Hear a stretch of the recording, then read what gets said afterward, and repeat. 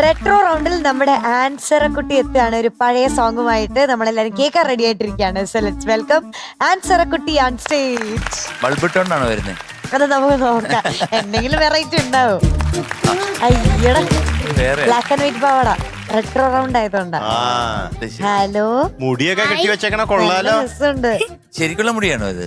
അല്ല അതെ. അല്ല അല്ല അല്ല. ആണ്. അയ്യോ, ഇത്രയും മുടിയോ? അല്ല, ആഗ്രഹം കൂടാ. അയ്യോ, വളർത്തിയോ? എങ്ങനെ? എന്റെ മണവാളനാ, അറബിക്കടലൊരു മണവാളൻ. അത് ശരി. നല്ലൊരു മണവാട്ടി. ഞാൻ കരയോ നല്ലൊരു മണവാട്ടി. ഞാൻ മണവാളൻ. അങ്കിളും പണ്ടേ പകിട കളിച്ചു. നമുക്ക് പോവാം. അതെ, നമുക്ക് പോവാം. നമ്മളിതിലില്ല, നമ്മളൊക്കെ ഔട്ട്. നമുക്ക് ഉറങ്ങാം. ഇവർ രണ്ടുപേരും കൂടെ പാട്ട് പാടുവോ കേൾക്കുവോ? നിങ്ങൾ മായിലിരുന്ന് പകിട കളിച്ചു. നമ്മള് കടലിലെ നല്ല കളിത്തോഴൻ, കാറ്റ് നല്ല കളിത്തോഴി. അതെ. ഓക്കെ, അപ്പൊ എന്നെ നിങ്ങൾക്കും വേണ്ട. നിങ്ങളെങ്കിലും എന്നെ ഒരു കാര്യം ചെയ്യ, കക്ക പെറുക്കി ഓക്കെ. കരയുടെ മടിയിൽ രാവും പകലും കക്ക പെറുക്കി കളിക്കൂ. ഒരു ജോലിയില്ല എന്നുള്ളതാണ്.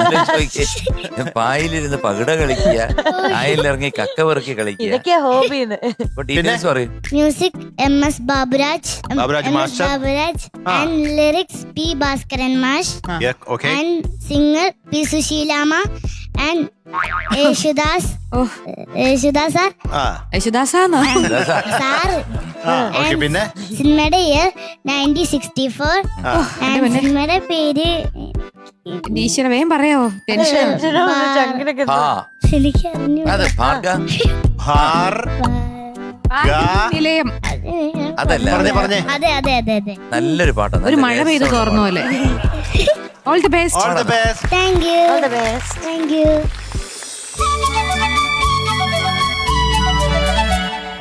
അറബിക്കടലൊരു മണവാളൻ, കരയോ നല്ലൊരു മണവാട്ടി.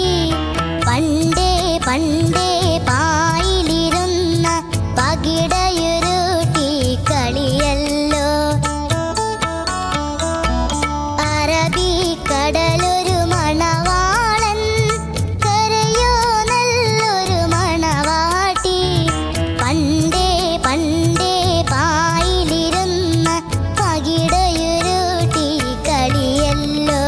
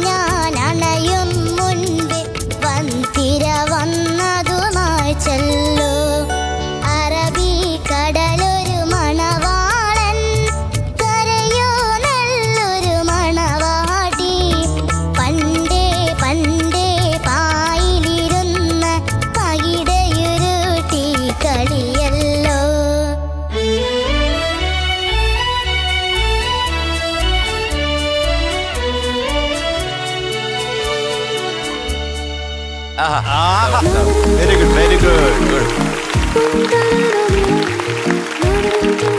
ആൻസർ കുട്ടി ആ എനിക്ക് ഒരുപാട് ഇഷ്ടപ്പെട്ടു കേട്ടോ. Thank you. എനിക്ക് പണ്ടേ ഈ പാട്ട് ഭയങ്കര ഇഷ്ടമാണ്.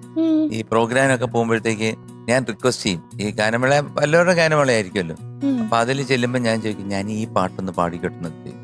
അപ്പൊ ചിലപ്പോ ഫീമെയിൽ സിംഗേഴ്സ് പറയും ഇത് ഈ പാട്ടൊന്നും ഞങ്ങൾക്ക് അറിഞ്ഞൂടാ കേട്ടോ, അങ്ങനെ പാടാൻ പറ്റത്തില്ല. നല്ല രസമുണ്ട്, കാരണം ഒരു ക്യൂട്ട് സോങ് ആണ്. അവള് നന്നായിട്ട് പാടി കേട്ടോ. Thank U.